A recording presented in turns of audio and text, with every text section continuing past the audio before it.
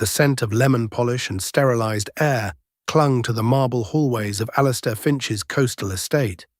It was a sterile, beautiful prison, and for the last 3 months, Ilara had called it her workplace. To the world, or at least to the skeleton crew of staff and the ever-present security detail, she was Lena, a quiet, unassuming maid with downcast eyes and an efficiency that bordered on invisible. She polished silver until it reflected a warped, funhouse version of her face, laundered sheets worth more than the car she didn't own, and never ever made eye contact with Mr. Finch. Her invisibility was a carefully crafted camouflage. Beneath the drab grey uniform, her skin prickled with the low hum of the mansion's integrated systems. She didn't just hear the hum, she felt it, understood its language. The house, named the Oracle by its egomaniacal owner, was Finch's pride and joy, a fortress of biometric scanners, pressure plates, and thermal sensors, all governed by a central AI that managed everything from the temperature of the wine cellar to the trajectory of the perimeter defense drones. Finch believed he was its master. He was wrong. "Status, Lena," a voice whispered, so faint it was more a vibration in her inner ear than a sound. It was Julian, her handler, 1,000 miles away, yet closer than her own heartbeat, connected through a subdermal comms unit behind her ear. "Status is unchanged," she murmured, her lips barely moving as she wiped a non-existent smudge from a glass cabinet. "Finch is in his study. Conference call with his associates in Macau. Thorne is on his usual power trip. Marcus Thorne, head of security, a man carved from granite and arrogance. He moved through the halls with the predatory grace of a wolf, his eyes missing nothing. He particularly enjoyed watching the staff, a cruel glint in his gaze as if daring them to step out of line. He saw Lena as a mouse, something to be cornered for sport. "He's been watching you more closely the last few days," Julian noted, his voice tight with concern. The audio feed from her comms gave him a perfect soundscape of her environment. "His patrol pattern has deviated twice to intersect with your cleaning schedule." "He's a bully who's bored," Ilara breathed, moving her cleaning cart towards the west wing. "It's nothing." But it wasn't nothing. Thorne's suspicion was a complication she didn't need. Not now, she was close. For weeks she had been mapping the mansion's digital and physical architecture, searching for the one place that wasn't on any blueprint, the one place Finch would hide his real business. The server room in the sub-basement was a decoy. The vault behind his portrait was for his gold bars and bearer bonds. The real prize, the heart of his illicit global network, was somewhere else. Somewhere Oracle didn't officially acknowledge. Her target today was a small maintenance closet on the 3rd floor. It was unremarkable, filled with spare light fixtures and cleaning chemicals. But her analysis of the mansion's power grid showed a fractional, almost imperceptible energy drain originating from the wall behind one of the shelves. It was a ghost signal, a whisper of power that had no business being there. As she pushed her cart, Thorne stepped out from an adjoining corridor, blocking her path. He was flanked by 2 of his guards, men whose necks were as thick as her waist. They stood with their hands clasped behind their backs, an imitation of military discipline that was more about intimidation than professionalism. "Lena," Thorne said, his voice a low rumble. He didn't smile. He never smiled. "Changing your route today?" Ilara kept her eyes on the floor. "No, Mr. Thorne. The West Wing guest suites are scheduled for deep cleaning." It was a lie, but a plausible one. He took a step closer, invading her personal space. She could smell the coffee on his breath and the faint metallic scent of gun oil. "Funny, I have the schedule right here." He tapped the tablet in his hand. "It says you're supposed to be on the ground floor, polishing the ballroom." Her heart rate remained steady, a practiced calm she had mastered years ago. Panic was a luxury. "My apologies, sir.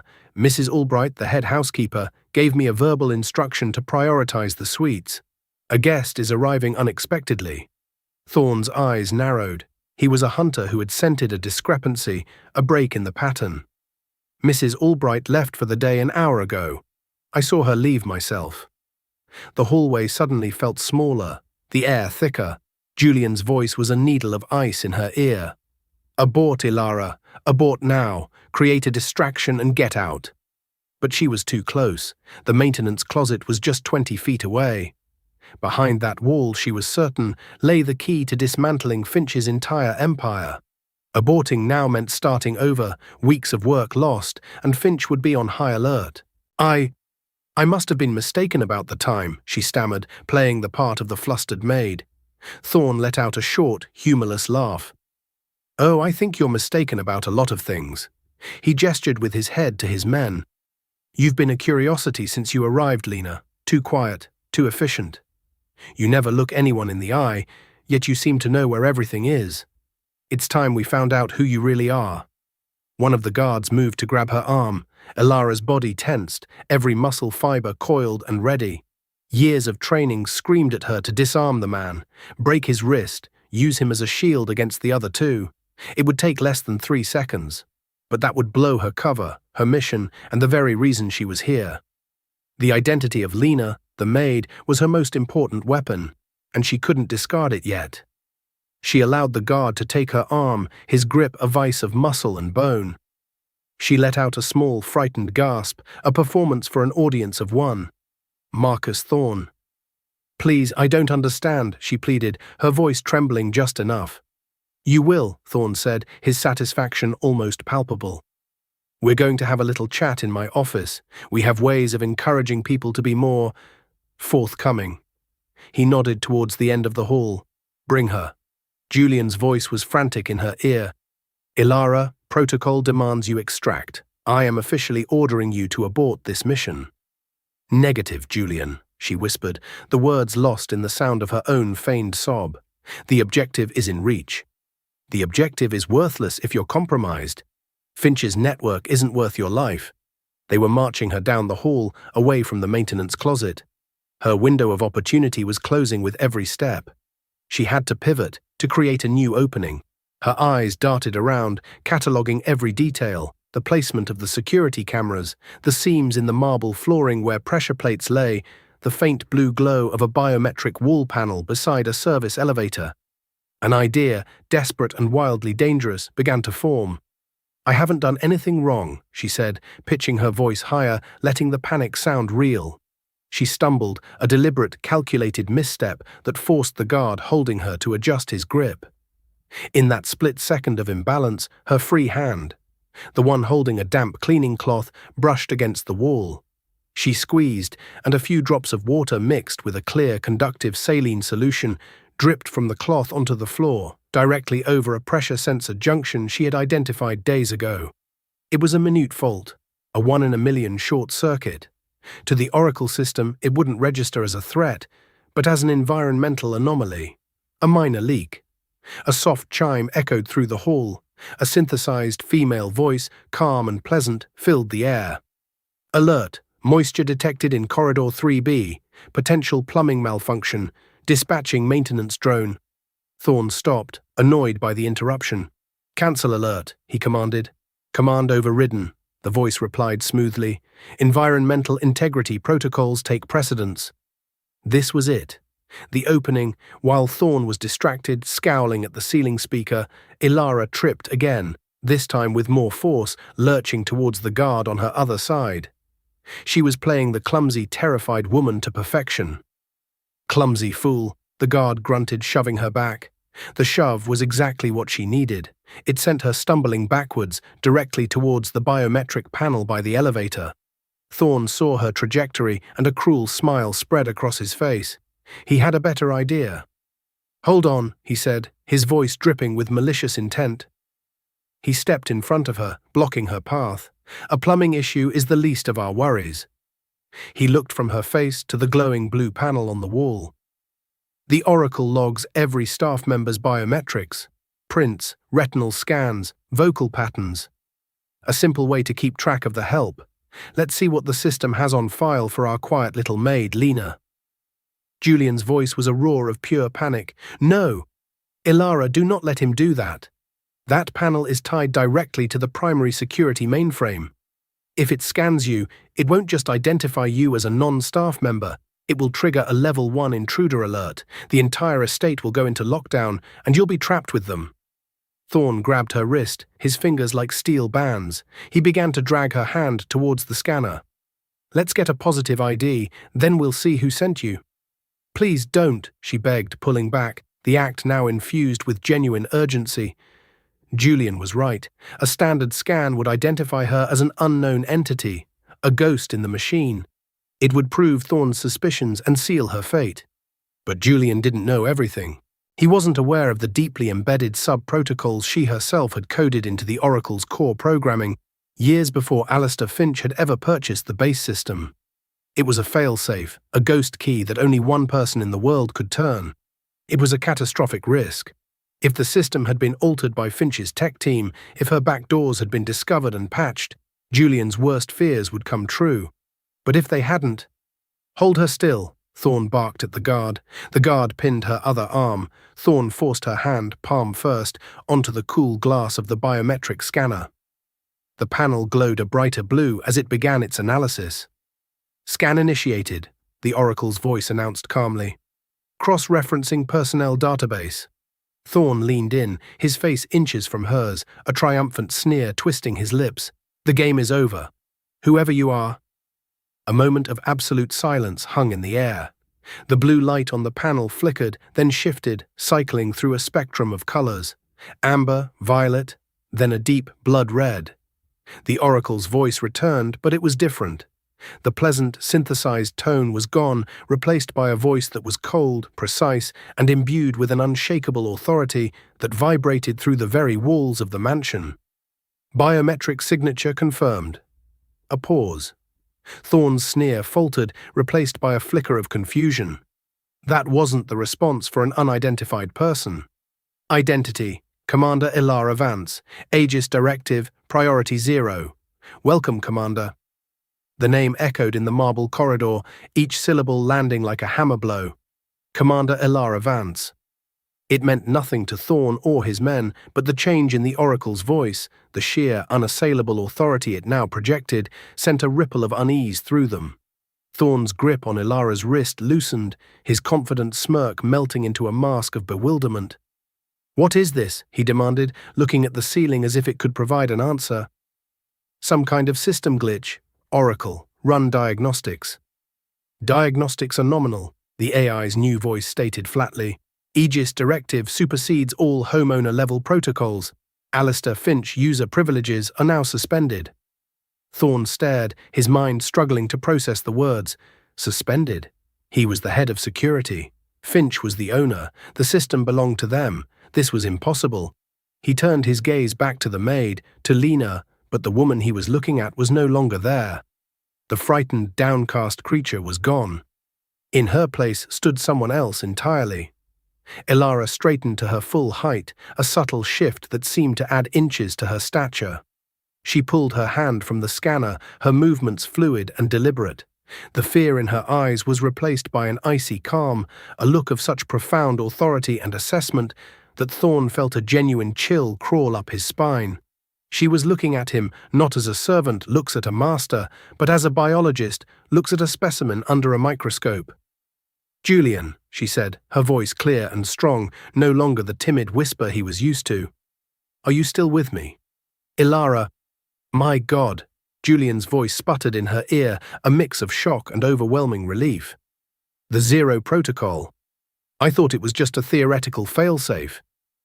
"Theory becomes practice when necessary," she replied calmly, her eyes never leaving Thorne's. Thorne finally found his voice, a weak imitation of its earlier boom.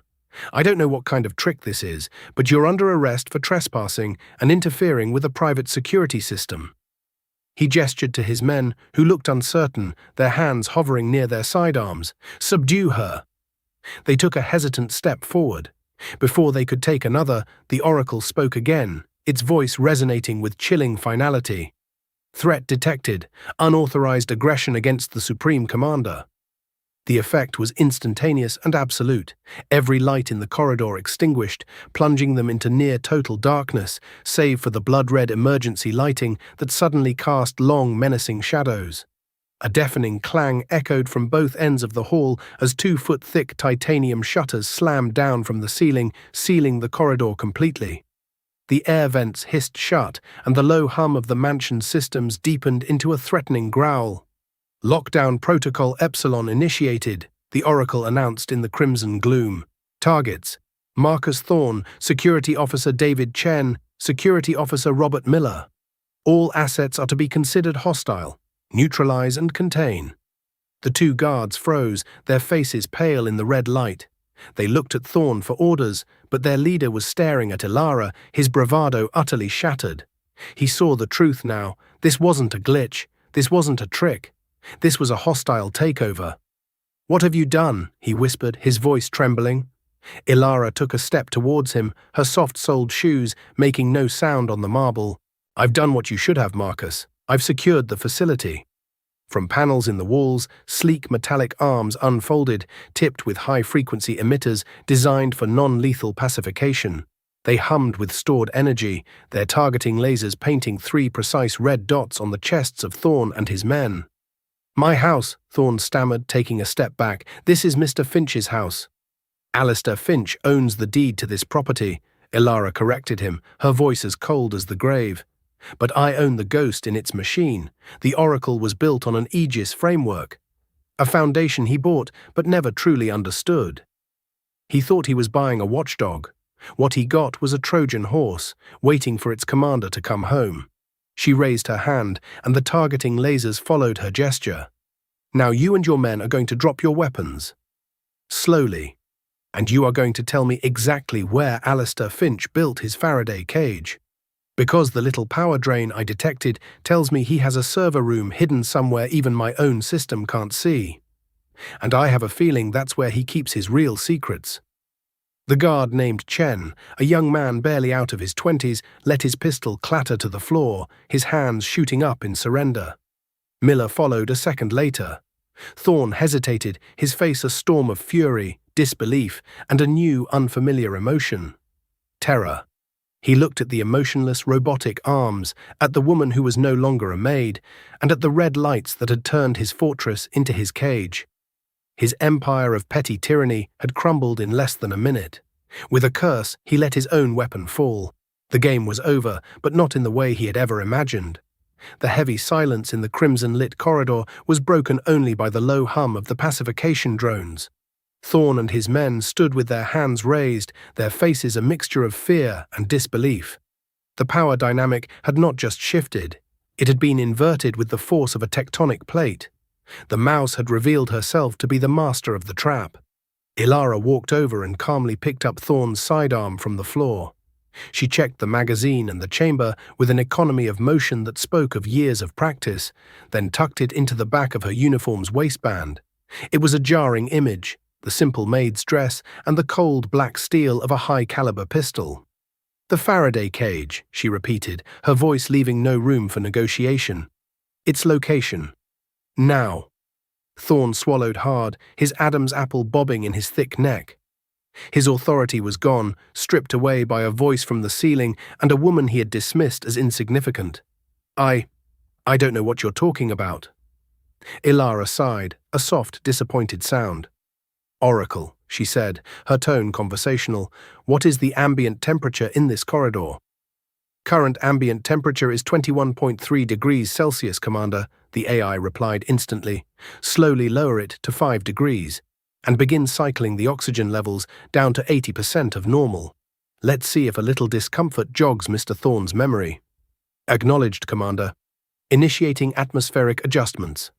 A faint hiss filled the air as the environmental controls kicked in. A perceptible chill began to seep from the walls.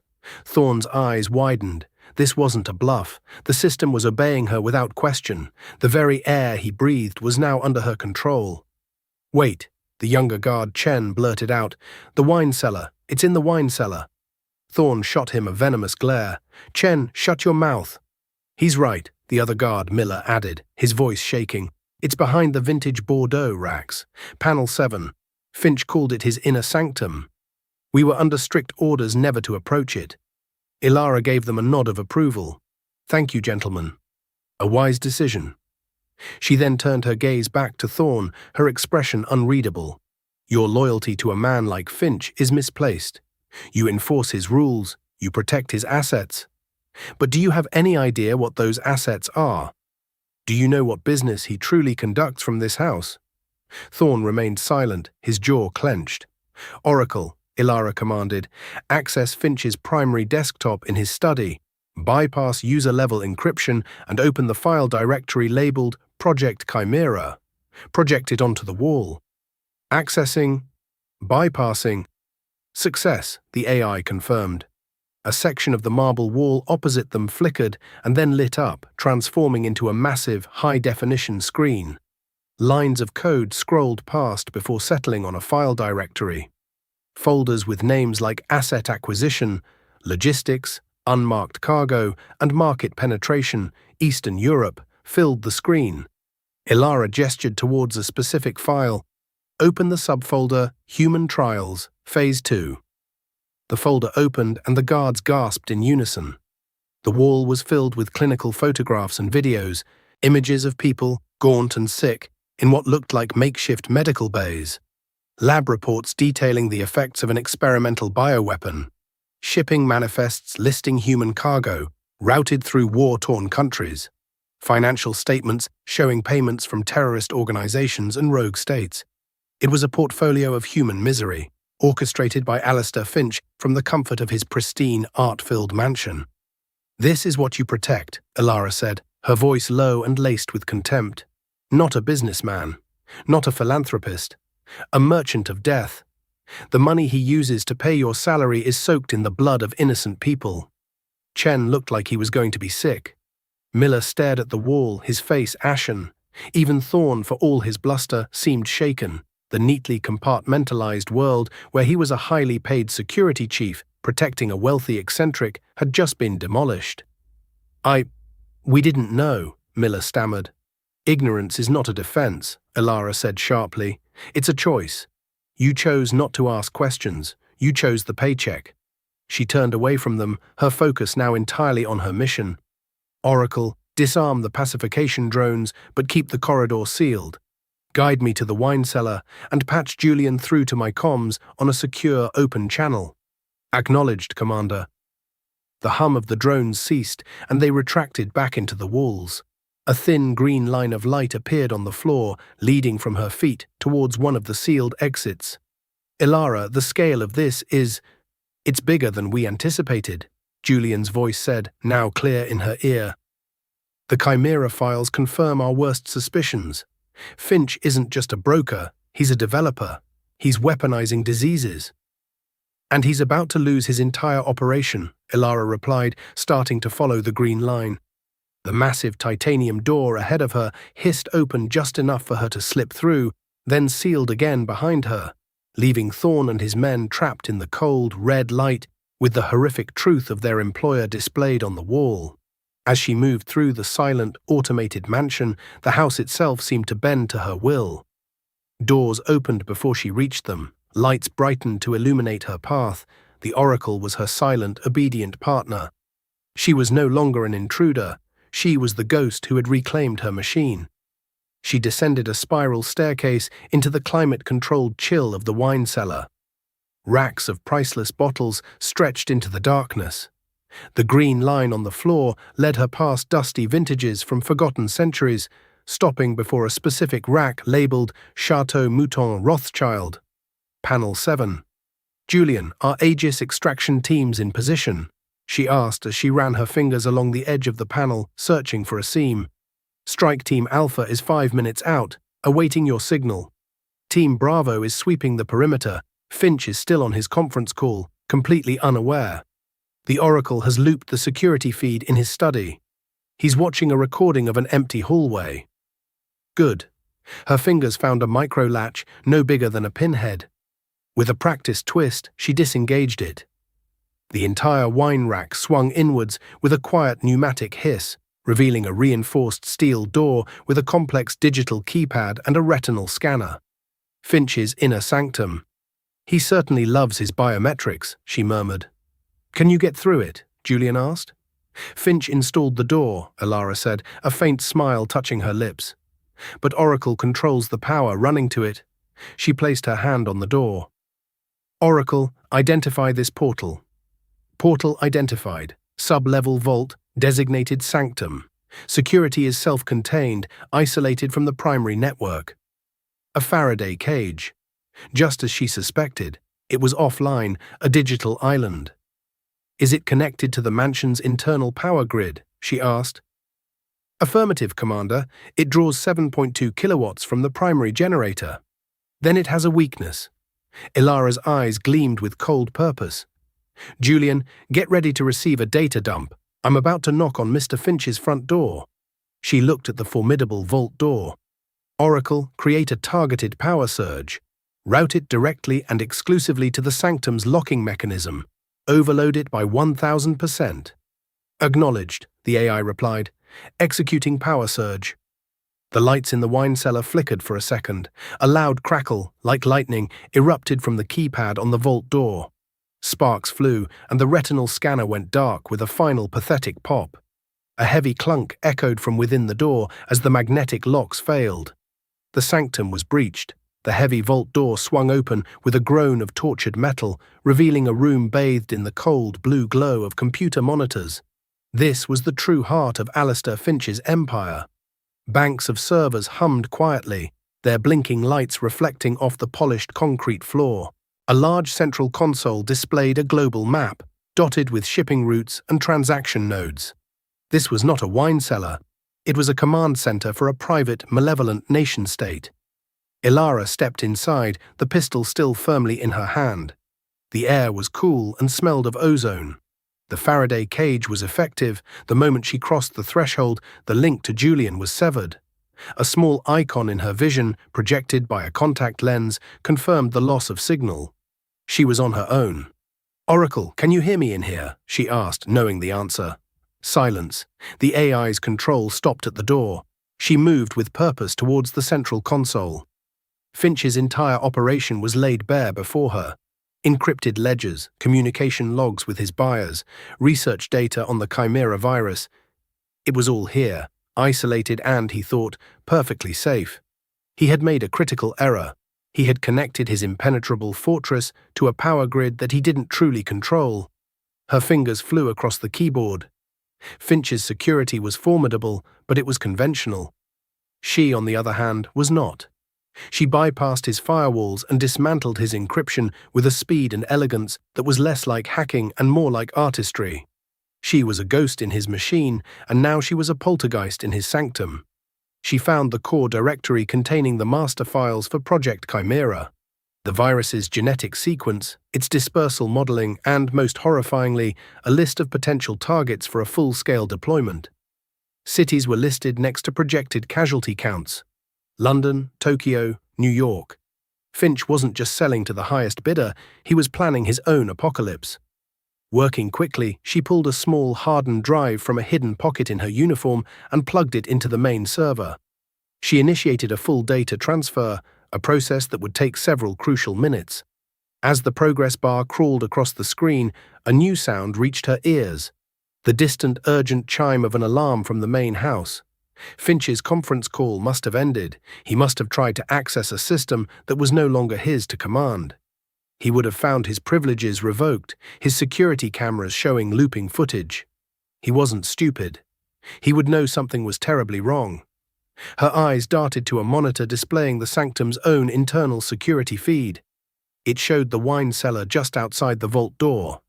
A moment later, Alistair Finch appeared on the screen, his handsome, patrician face contorted in a mask of rage. He was followed by two new bodyguards, massive men in sharp suits who held compact submachine guns with practiced ease. Finch saw the sparks-blackened keypad and the forced-open vault door. His rage morphed into something colder, more focused. He knew. He looked directly into the camera, as if staring right at her. "Whoever you are," his voice was tinny, broadcast from a small speaker next to the monitor, "you have made a grave mistake. That room is sealed. There is no other way out. You are trapped." Ilara ignored him, her attention fixed on the data transfer. 85%. 86%. It was agonizingly slow. Finch spoke again. "I have to admit, I'm impressed. To bypass my system, to get this far, you must be a professional. But you underestimated me. You see, I have my own fail-safes." He held up a small detonator. "This entire sub-level is wired with thermite charges, enough to turn this room, and everything in it, into a molten slag heap. including you and my data. I'd rather destroy my life's work than let it fall into the hands of my enemies. 92%. So, here is my offer, Finch continued, his voice dangerously reasonable. Walk out now with your hands up. Tell me who you work for. In exchange, I will grant you a quick death, a far better alternative to being incinerated. 95%. Come on, come on. Ilara's mind raced. He wasn't bluffing. The sheer paranoia required to build this room meant he would have a scorched earth contingency. She looked around the server room. No vents, no other exits, just racks of priceless deadly data and a single heavily guarded door. 98%. She typed a final command into the console, initiating a remote wipe protocol that would trigger the moment the data transfer was complete. Even if he got the servers back, they would be nothing but empty shells. 99%. A soft chime from the console signaled the completion of the transfer. She ripped the drive from the port and secured it. At the same instant, she heard the click of Finch's detonator on the monitor's audio feed. Time's up, his voice declared. Ilara didn't run for the door. Instead, she dived behind the main server bank, a solid wall of steel and electronics. She braced herself. A high-pitched whine began to fill the room, the sound of capacitors charging. She had made a gamble. Finch's failsafe was designed to destroy the room's contents, to superheat the very air and melt the servers. Thermite. It would be brutally effective, but it had one weakness. It needed an ignition system, one that required a massive, instantaneous surge of electricity, a surge that had to be pulled from the mansion's power grid, the same grid she now controlled. Oracle, she whispered, her hand pressed to her subdermal comm. Now that the data transfer was done, she had moved just enough for the signal to reconnect, however faintly. Can you hear me? Affirmative, Commander. Signal is weak. Finch is triggering a thermite charge. It's drawing power from the grid. Find the circuit. The moment it surges, cut it. Cut all power to the sub-level. Acknowledged, Commander. Standing by. The whine in the room grew to a piercing shriek. On the security monitor, she could see Finch and his men backing away from the vault door, shielding their eyes. Then a deafening thump. Not the roar of an explosion, but the sudden, absolute silence of a total power failure. The blue glow of the monitors died. The hum of the servers ceased. The piercing whine was cut short. The entire sub-level, including the corridor outside, was plunged into a darkness so complete it was disorienting. The only light was the faint green glow of the emergency exit sign above the vault door. Finch's plan had failed. His own trap had been turned against him. In the sudden, shocking blackness, Ilara was no longer the hunted. She was the hunter, and she was already moving. The darkness was absolute, a thick, velvety black that swallowed all light and muffled all sound. For Finch and his men, it was a sudden, terrifying blindness. For Ilara, it was an environment she had trained in for years. The pistol was a familiar weight in her hand, an extension of her will. She moved from behind the server bank, her footsteps utterly silent on the concrete. What happened? One of the bodyguards yelled from the doorway, his voice tight with panic. The power's out.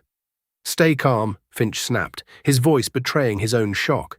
It's a blackout. Emergency power should... Why isn't the emergency power on? Because I told it not to, Ilara thought. She could hear their panicked breathing, the rustle of their clothing, as they shifted uneasily.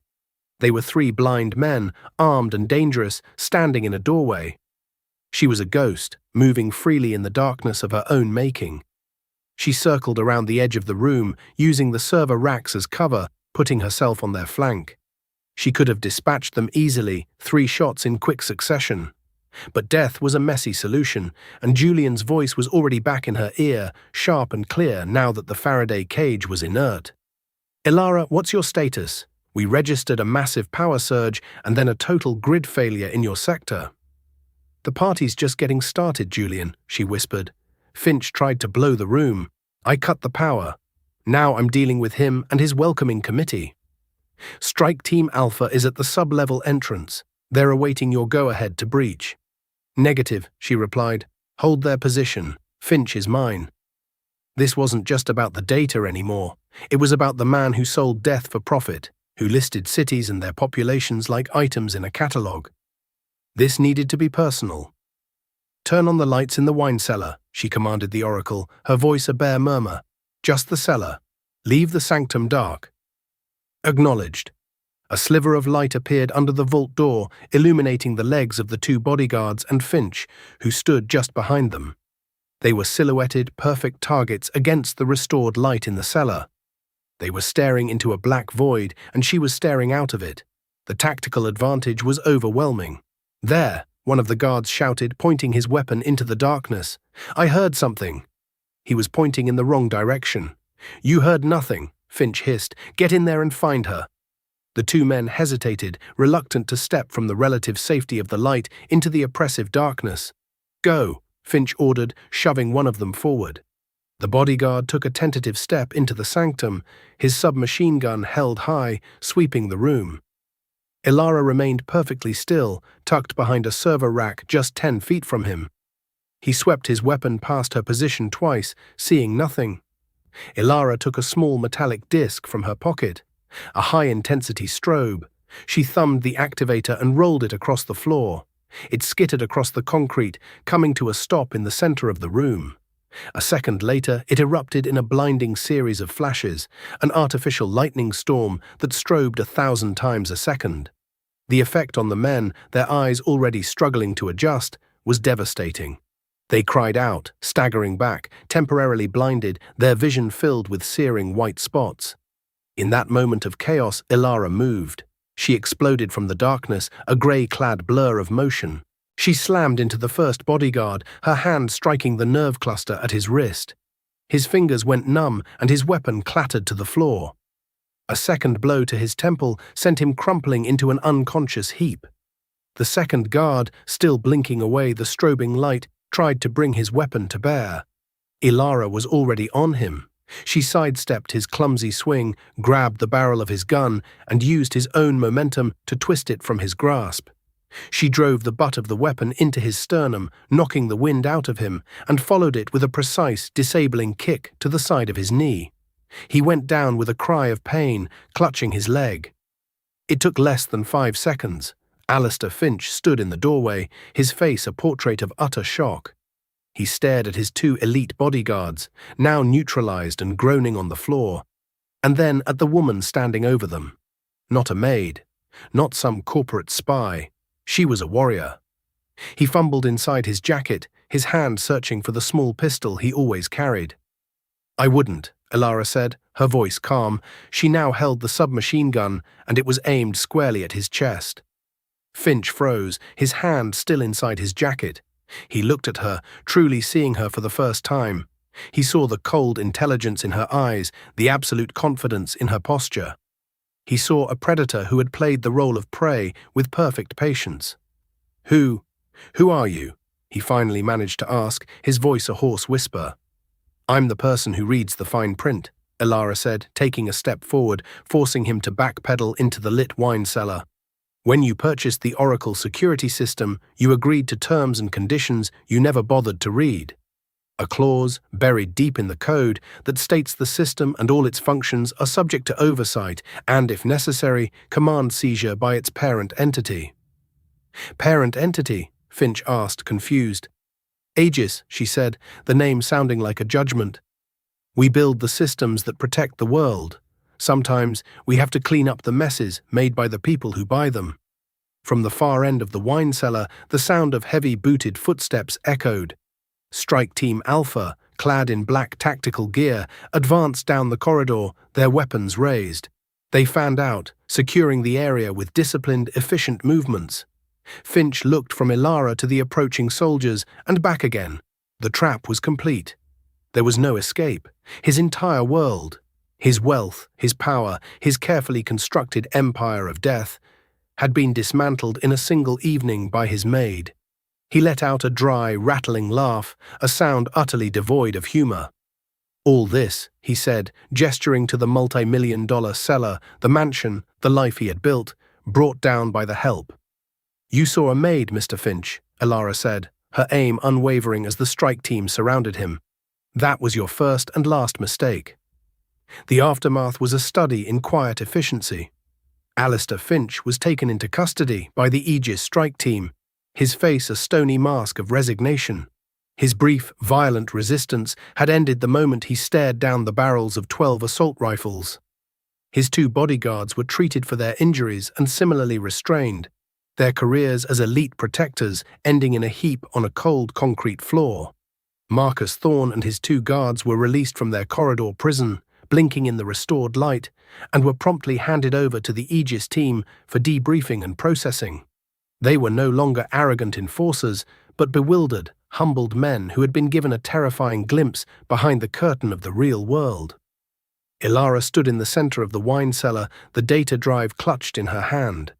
The small device felt heavier than a block of lead, weighted with the secrets and sins of Finch's operation.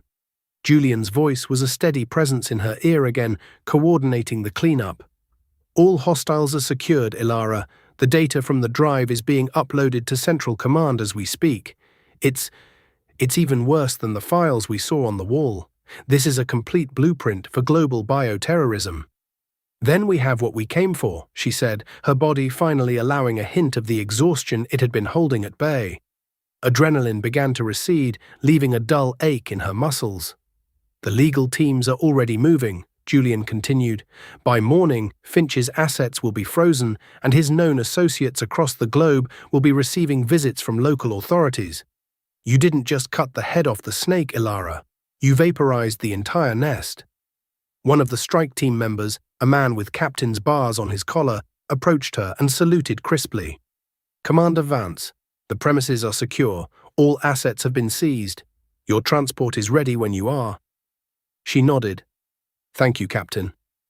She looked around the cellar one last time.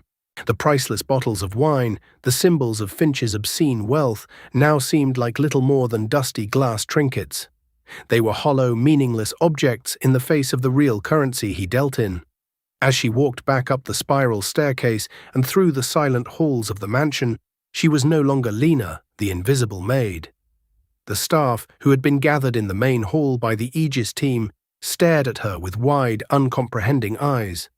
They saw the same grey uniform, but the woman wearing it was a stranger, a figure of immense and unnerving authority.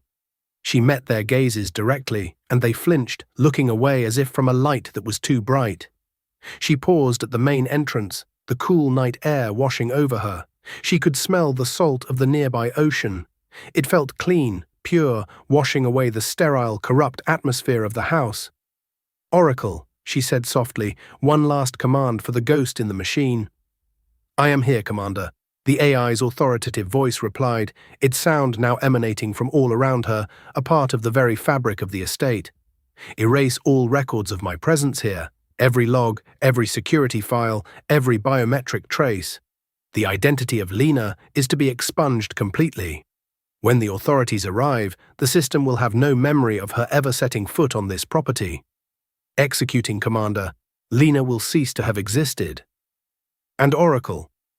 Yes, Commander? Go back to being a house. There was a pause, and then the AI's voice returned, once more the pleasant, synthesized hostess it had been before. Of course. Shall I adjust the ambient lighting for a more relaxing evening atmosphere? Ilara allowed herself a small, tired smile. No, thank you. That will be all. She walked out the grand doors and down the marble steps towards a sleek black vehicle, waiting silently in the driveway.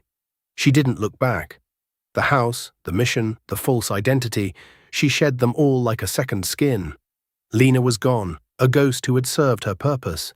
In her place was Commander Ilara Vance of Aegis, a woman who walked out of the darkness and into the night, carrying the secrets that would save millions, her duty done. For now.